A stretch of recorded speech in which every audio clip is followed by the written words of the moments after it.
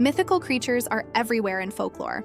Some are majestic, and there are the ones we're talking about today. From a skinless horror that poisons the land, to a spider that smiles before it wraps you alive, these are the disturbing creatures people feared enough to keep their doors locked and their stories alive. What would you do if the night sky tore open with a scream and a shadow swept across the treetops, its wings wider than a car and its face almost but not quite human? In Indonesia, they call it the Ahool, and it is a name spoken like a warning. Its wings stretch nearly 3 meters, enough to block out the moon when it glides silently above rivers. Fishermen on the Timandiri tell of pulling up nets shredded into strips, as if tested by an unseen blade. One man anchored midstream said the air turned heavy before a black mass slid across the water without a ripple, and when he tried to lift his lamp, the boat jolted hard enough to throw him flat. He never saw the creature take off, only felt the rush of air returning as if it had been holding the night still.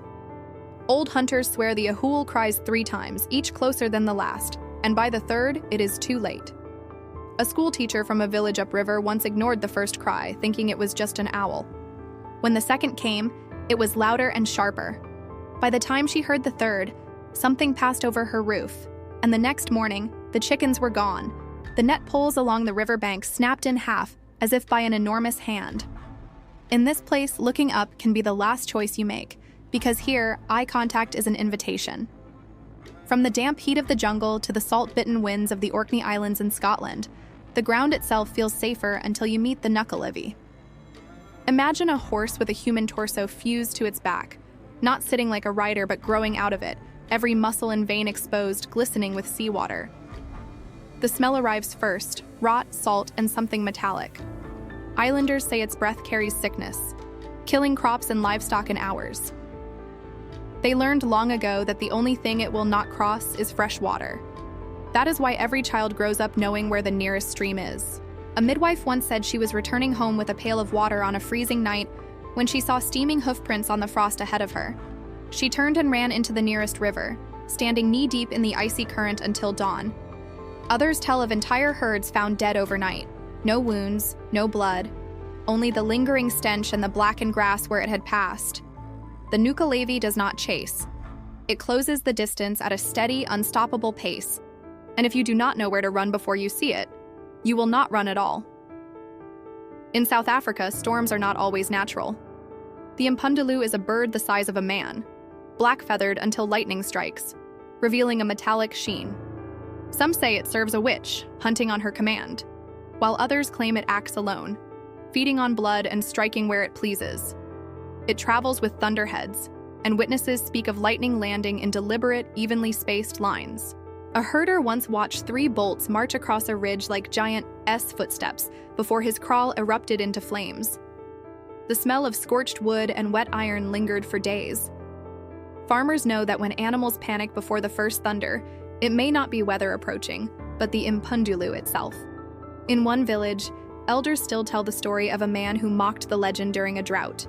The next time rain clouds came, his roof was split neatly in 2, the rest of the house untouched. Those who saw the damage say it looked less like a strike from the sky and more like a cut from something that had aimed. The Tikbalang of the Philippines does not need to hurt you to win. Towering with a horse's head and legs too long to be human, it twists mountain trails into perfect loops, keeping travelers walking until they drop from exhaustion. Some say you can break its hold by turning your shirt inside out or asking politely to be allowed through. But fear clouds memory, and few remember the trick in time. A guide once found 2 boys arguing with the empty air, each insisting they heard their father's voice calling from the fog.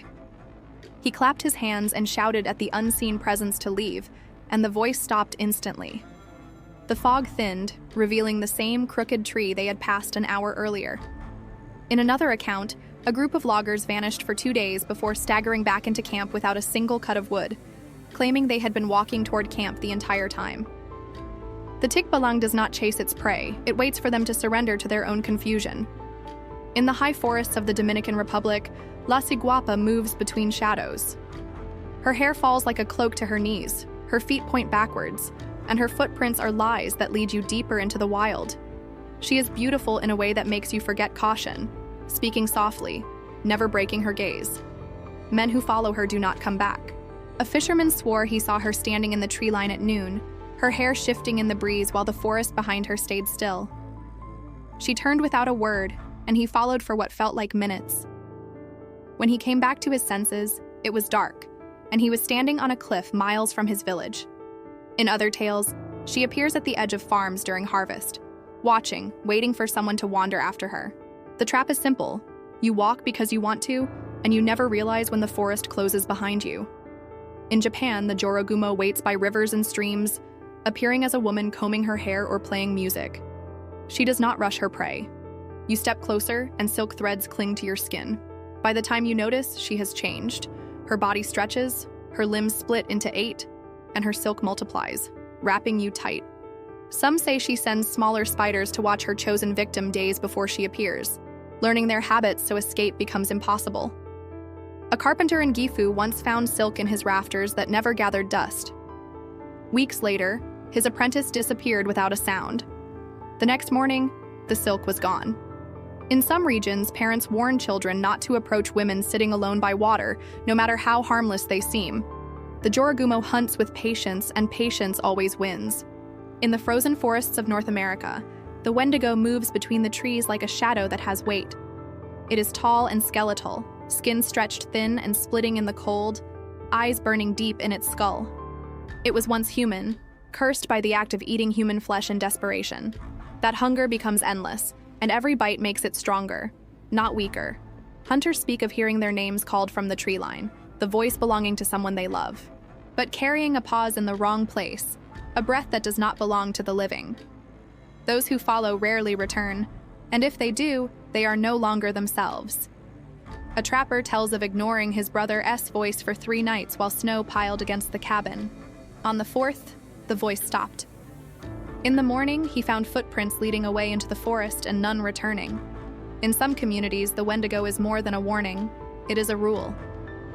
Never be so hungry you forget who you are, and never answer a voice that comes from the dark. These creatures are more than old stories.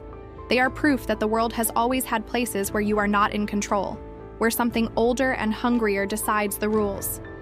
They do not just threaten your life, they threaten the way you think about the dark, about strangers, about the sounds that call you when you are alone. Every culture has its own version, and every version survives because someone ignored the warning.